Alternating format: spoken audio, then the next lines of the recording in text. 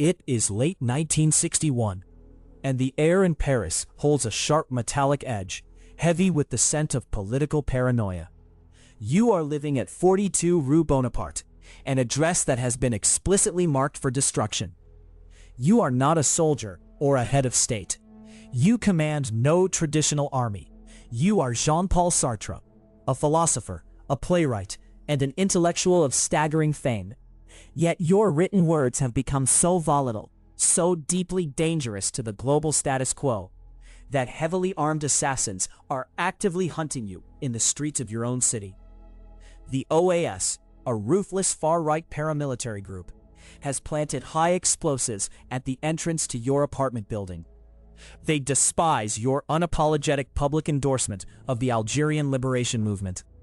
You have openly and fiercely supported anti-colonial violence against the French state, stripping away any illusion of safe academic neutrality. Your ideas possess severe physical consequences. You have stepped out of the protective ivory tower of philosophy and walked directly into the crosshairs of professional killers. Your entire life is defined by the single, uncompromising pursuit of absolute human freedom in an absurd world, and the heavy moral price of living without excuses. You demand that humanity accept its terrifying liberty, refusing to let anyone hide behind the comforting myths of destiny or divine will, but asserting that radical freedom in the face of an empire guarantees mortal enemies. And tonight, those enemies are waiting just outside your door. Decades before the bomb threats and the paramilitary assassins, your struggle begins in the suffocating quiet of a Parisian childhood. Born into the early 20th century, your father passes away when you are merely an infant, leaving you in the care of a domineering, demanding grandfather. To survive this stifling bourgeois household, you become an actor in your own life. You play the role of the precocious, well-behaved intellectual, a fake child, performing daily to win the approval of the adults towering over you. This profound sense of psychological alienation is painfully compounded by the mirror. You suffer from exotropia, a severe and highly visible wandering of your right eye. It breaks the symmetry of your face, and other children mock your appearance relentlessly. They stare at you, their cruel laughter pinning you down like an insect on a display board. They do not let you forget that you are ugly. This physical rejection forces a terrible, foundational realization. Your own body feels like an accidental, grotesque surplus. You begin to view human physical existence as fundamentally absurd, a messy, uncomfortable mass of flesh and bone thrust into the world without any inherent purpose. You retreat into literature, turning away from the painful reality of your physical form and sinking deeply into the analytical fortress of your own mind. Alienated by the very vessel you inhabit, you plant the early vital seeds of an existential rebellion. By the 1920s, that quiet childhood retreat hardens into brilliant, cynical defiance. You arrive at the elite École Normale Supérieure, the most prestigious academic institution in France. It is a bastion of tradition, designed to mold compliant, respectable thinkers for the state. You refuse the mold entirely. You view the institution as a monument to dead, stifling ideas, and you resolve to dismantle its aura of absolute authority from the inside. When the world-famous aviator Charles Lindbergh visits Paris, you orchestrate an elaborate, highly public hoax. You and your peers contact the press, staging a fake, grand visit by Lindbergh to the school grounds. The media descends in a frenzy. The public is entirely fooled, and the powerful director of the institution, Gustave Lanson, is deeply and publicly humiliated. The embarrassment is so profound that Lanson is ultimately forced to resign his post. It is a masterclass in intellectual subversion. You demonstrate early on that authority is incredibly fragile, easily dismantled by those who simply refuse to play by its serious rules. In this ruthless prank lies a dark preview of your entire philosophical career. A willingness to humiliate the powerful, to expose the artificial, constructed nature of their power. You learn that systems of control only function if you grant them your respect. Your rebellion soon extends far beyond the rigid walls of the academy. In 1929, you forge a connection with Simone de Beauvoir, a woman possessing an intellect as formidable and razor-sharp as your own.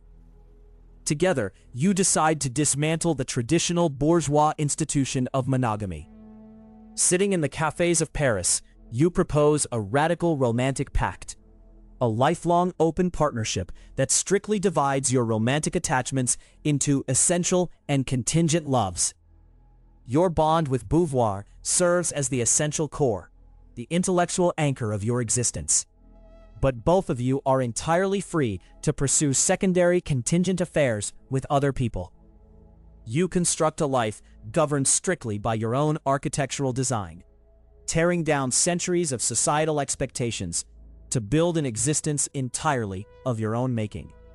You refuse to let the state or the church dictate how you love. Yet you do not frame this arrangement as purely heroic. The pact requires ruthless, exhausting honesty, and the emotional wreckage left in the wake of your contingent lovers is often severe. You are actively engineering your own radical freedom, but the human collateral damage begins to mount. You refuse to be bound by traditional morality, even if it causes deep, lasting pain to the people pulled into your orbit. It is the winter of 1932, and you are sitting in the Bec de Gaz bar on the Rue du Montparnasse. The air is thick with cigarette smoke and the low, steady murmur of Parisian conversation. Your close friend Raymond Aron has just returned from studying in Germany, buzzing with the energy of a new philosophical movement. He points directly at the bright, sweet apricot cocktail resting on the table in front of you.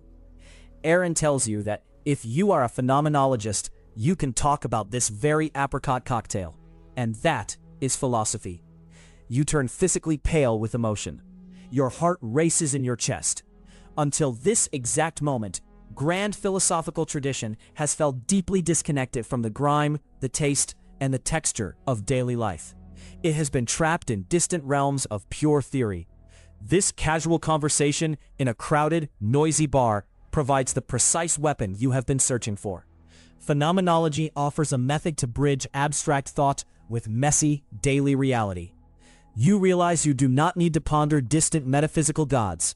You can build a revolutionary system of thought directly out of a glass of liquor, a passing waiter, or the visceral feeling of nausea in your stomach. The physical world itself is now your raw, undeniable material. The abstract theories developed in the warm cafés are violently tested by the brutal reality of war. It is June 1940, and the German military machine decisively crushes the French army. You are captured in the chaos and transported to Stalag 12D, a grim prisoner of war camp in Trier, Germany. The conditions are horrifying. The barracks are freezing, the mud is thick, and the air carries the permanent, foul smell of unwashed bodies and despair. Yet physical imprisonment utterly fails to break your mind. Stripped of your liberty, you experience a hyper-productive period of intense, almost manic focus. In the freezing cold of the camp, you painstakingly read the complex German prose of the philosopher Martin Heidegger. You write your first theatrical play, staging it for your fellow desperate inmates around Christmas. You realize that even trapped in a cage, your consciousness remains radically, permanently free. You resolve to escape, and you do not rely on physical force to do it. Instead, you weaponize the very physical defect that tormented your childhood. You use your wandering asymmetrical eye to feign a severe, debilitating balance disorder. You convince the strict German military captors that you are medically unfit and completely harmless. The ruse works perfectly. You manipulate an authoritarian oppressor with your intellect and your physical reality, securing your release and returning to the streets of Paris. Back in occupied Paris, the city is a tense, shadowy landscape patrolled by armed Nazi soldiers. You retreat to the left bank cafés, setting up your daily workspace in the Café de Flore and Les Deux Magots. To combat the freezing temperatures and the constant gnawing fear of the occupation, you adopt an intensely disciplined, chemically destructive routine that pushes your body to its absolute limits. You are chewing handfuls of Coradrain, a potent legal mix of aspirin and amphetamines, and chain-smoking strong black tobacco Boyard cigarettes. Your heart hammers against your ribs as you write obsessively, your pen flying across the paper. Fueled by this massive daily chemical intake, you pour your wartime realizations onto the page, producing the foundational texts of existentialism, the massive dense treatise, Being and Nothingness, and the claustrophobic, brilliant play, No Exit. You assert that humanity is condemned to be free. There is no God to guide you, no fixed human nature to fall back on, and no external authority to blame for your choices. You are entirely, terrifyingly responsible for who you become. In the dark shadow of the swastika, this message is electrifying.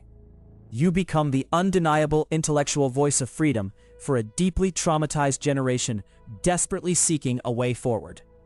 But the practical reality of your wartime life is deeply complicated, stained by the difficult compromises of surviving under a hostile regime. You attempt to translate your philosophy into action by co-founding an underground resistance group called Socialisme et Liberté. You hold clandestine meetings in shadowy apartments and draft fierce manifestos demanding national liberation and defiance against the occupiers. Yet the actual physical impact of your group against the German war machine is practically non-existent. The hardened resistance fighters bleeding in the streets view your intellectual circle with heavy skepticism, seeing you as theorists playing a dangerous game. You eventually dissolve the group, realizing that passionately written pamphlets do not stop fascist bullets. You survive the occupation by writing plays that are formally permitted by the German censors, walking a very thin line. Here, the gap between your soaring philosophy of action and the muddy reality of your wartime deeds becomes stark. It is far easier to construct a theory of perfect resistance than to wield a rifle in the dark. Your legacy as a resistor remains permanently debated. You navigate a moral ambiguity that sharply contrasts with your own philosophy, a contradiction that haunts your subsequent relentless demand for absolute political commitment in the post-war world. The post-war years elevate you to global celebrity status. You are the undisputed high priest of existentialism, clad in dark coats, surrounded by jazz music, dense smoke, and thousands of adoring students. But the shifting political landscape of the early 1950s forces a devastating, highly public personal rupture that fractures the Parisian intellectual scene. Your closest friend and intellectual equal, Albert Camus, publishes a scathing, uncompromising critique of Soviet totalitarianism. Camus refuses to excuse the brutal reality of the Soviet gulags, prioritizing pure moral integrity and the protection of human life over any revolutionary ideology. He argues that a system built on mass imprisonment cannot lead to true human liberation. You make a different, much colder choice. You insist on the necessity of revolutionary momentum and align yourself deeply with Marxist pragmatism. You are fully aware of the labor camps and the crushing weight of the Soviet regime, but you argue that publicly condemning the USSR only serves the interests of Western capitalism and the bourgeoisie. You demand loyalty to the revolution, and you publicly, viciously cut ties with Camus in the pages of your own journal. The break with Camus is frigid and deeply bitter. You sacrifice a profound, irreplaceable friendship on the altar of strict ideological alignment. This decision heavily complicates your central moral struggle. The man who wrote that human beings are an end in themselves now actively turns a blind eye to totalitarian atrocities, justifying the pain of the present for the promise of a distant, utopian future. You insist that hands must get dirty to truly change the world. Your commitment to absolute freedom mutates into a grim endorsement of political brutality. You demand that humanity take absolute responsibility for its actions, yet you continually contort your own philosophical framework to excuse the systemic crushing of political dissent in Eastern Europe. It is the tragic paradox of the radical intellectual. In your desperation to drag society toward liberation, you convince yourself that the suffering of millions is merely the unpleasant mathematics of historical progress. You have built an entire philosophical empire on the concept of absolute personal accountability. Yet you find yourself defending the unaccountable terror of the authoritarian state. This hardline political pragmatism soon brings extreme violence directly to your own doorstep. As the Algerian War intensifies in the late 1950s and early 1960s, you direct your ferocious intellect against the hypocrisy of the French government. You write searing, controversial prefaces endorsing the anti-colonial violence of the Algerian FLN. You argue publicly that the colonized subject physically cures themselves of colonial neurosis through armed, lethal struggle against the colonizer. This uncompromising stance catches you up to the terrifying reality of the cold open. Your unapologetic support for the rebellion turns you into a primary, high-value target for the OAS. When the paramilitary bombs tear through the entrance of 42 Rue Bonaparte, shaking the foundation of your building, you narrowly escape with your life, dusting the debris from your coat. You do not retract a single word of your statements. You do not soften your aggressive prose. The assassination attempts completely fail to intimidate you into silence. Surviving the blasts, you prove that your commitment to radical freedom answers to no physical threat. You have fully bridged the perilous gap between the bright apricot cocktail on the cafe table and the high-explosive reality of modern urban warfare. By 1964, the global establishment attempts to tame your radical influence in the only way it knows how, by showering you with immense prestige.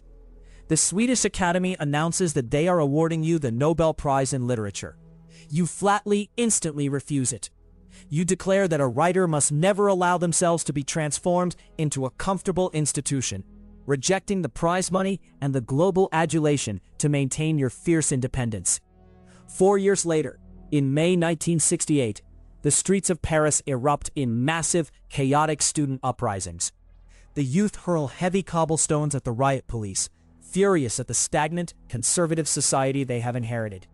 You are in your 60s now, your health rapidly failing from decades of amphetamine abuse, barbiturates, and heavy drinking. Yet you walk out into the stinging tear gas to stand shoulder to shoulder with the radical students.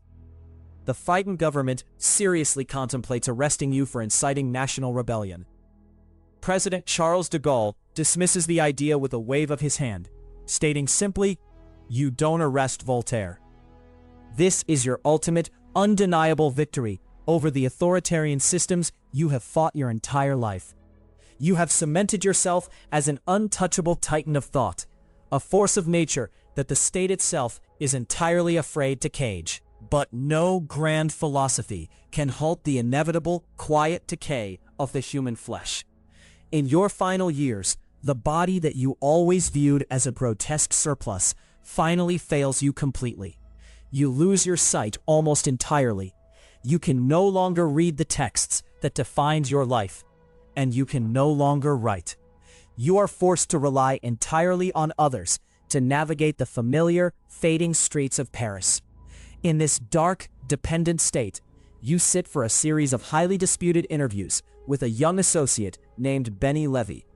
In these recorded conversations, you seem to unexpectedly abandon the isolated, defiant existentialism of your youth.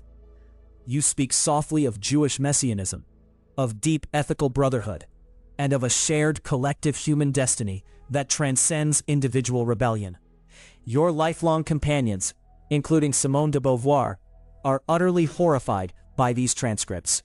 They accuse Levy of manipulating an old, blind, and exhausted man. We will never truly know if this was a genuine late-life evolution or the tragic fatigue of a failing mind, but it leaves your intellectual legacy jagged and permanently unresolved. The fierce architect of absolute uncompromising freedom ends his days entirely dependent on the physical care and guidance of others. On April 15th, 1980, the lifelong struggle comes to a quiet end. Your death sends a profound, immediate shockwave through the country. You leave behind a deeply controversial, heavily scrutinized legacy, stained by harsh political misjudgments and fueled by an uncompromising, terrifying demand for human agency. You offered no comfort, no religion, and no excuses to a wounded world. But as your simple casket is carried toward the Montparnasse cemetery, the busy streets of Paris grind to a complete halt. Spontaneously, over 50,000 people flood the wide avenues to follow your body. It is an unprecedented public funeral, a massive, uncoordinated surge of humanity, honoring a man who flatly refused to give them any comforting illusions about their own existence. Your physical body has failed, and your moral record remains fiercely debated by history. Yet your relentless pursuit of absolute human freedom in an absurd world permanently altered the intellectual landscape of the 20th century. You lived a life completely without excuses. And in death, 50,000 free minds march slowly behind you, bearing the heavy weight of the responsibility you forced them to finally accept.